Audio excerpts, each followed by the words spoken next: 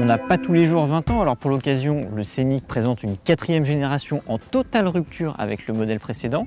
Alors voyons en quoi il évolue en mieux, mais aussi en moins bien. Alors, nous n'aurions jamais pensé pouvoir dire ça un jour, mais oui, le nouveau Scénic est beau.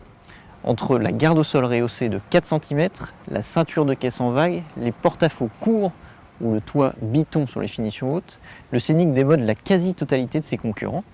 Et le clou du spectacle est à découvrir au niveau des roues, puisqu'elles pointent à 20 pouces de diamètre, et ce, quelle que soit la motorisation ou la finition choisie.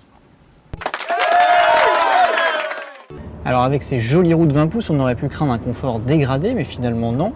Le Scénic absorbe plutôt bien les aspérités de la route, tout en maintenant bien ses mouvements de caisse en virage. Alors on ressent bien quelques petites secousses sur les aspérités à basse vitesse, mais honnêtement rien de rédhibitoire, d'autant que l'ancien Scénic n'était pas non plus un modèle de moelleux. En matière de modularité aussi, le nouveau Scénic évolue grandement puisque c'en est enfin fini des lourds sièges démontables, place à des sièges qui se rabattent bien à plat grâce à un plancher à 2 niveaux. Et en finition haute intense, on peut même jouer les papas magiciens grâce à cette commande qui rabat les sièges automatiquement, soit depuis le coffre, soit directement depuis l'écran tactile. Alors, aux places arrière, Renault a pensé à tout, avec des trappes de rangement sous le plancher, un grand tiroir coulissant au centre, 2 prises USB, un accoudoir central. En revanche, il a un petit peu moins brillé en termes d'espace à bord qui régresse. Alors par exemple, les adultes ne pourront pas ouvrir la tablette sans la recevoir sur les genoux. Du coup, si vous voyagez avec des grands ados, mieux vaudra passer au grand Scénic qui dégage plus d'espace aux jambes et qui est facturé 600 € de plus en 5 places et 1200 € de plus en 7 places. Alors c'est vrai, les moteurs à essence reviennent à la mode, mais sur le nouveau Scénic, on vous conseillera plutôt d'opter pour le diesel. En essence, on a un 1,2 litre TCE turbo décliné en 2 niveaux de puissance de 115 et 130 chevaux. Et même avec la version la plus puissante qu'on a ici à l'essai, on a toujours l'impression de manquer un peu de nerf lors des relances. Sous 3000 tours, il ne se passe pas grand chose.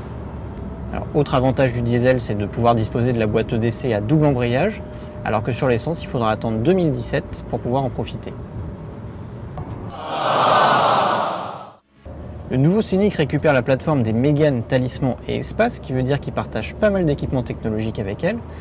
On retrouve par exemple le grand écran tactile implanté verticalement, l'affichage tête haute ou encore le réglage des modes de conduite Multisense.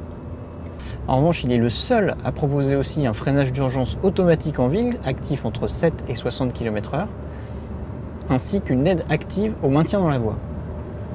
Alors tout ça c'est très bien, par contre le Scénic a oublié des équipements plus courants en série, comme la navigation GPS, puisqu'il faut passer au niveau business pour pouvoir en profiter, voire au niveau intense qui est la finition haut de gamme pour les particuliers.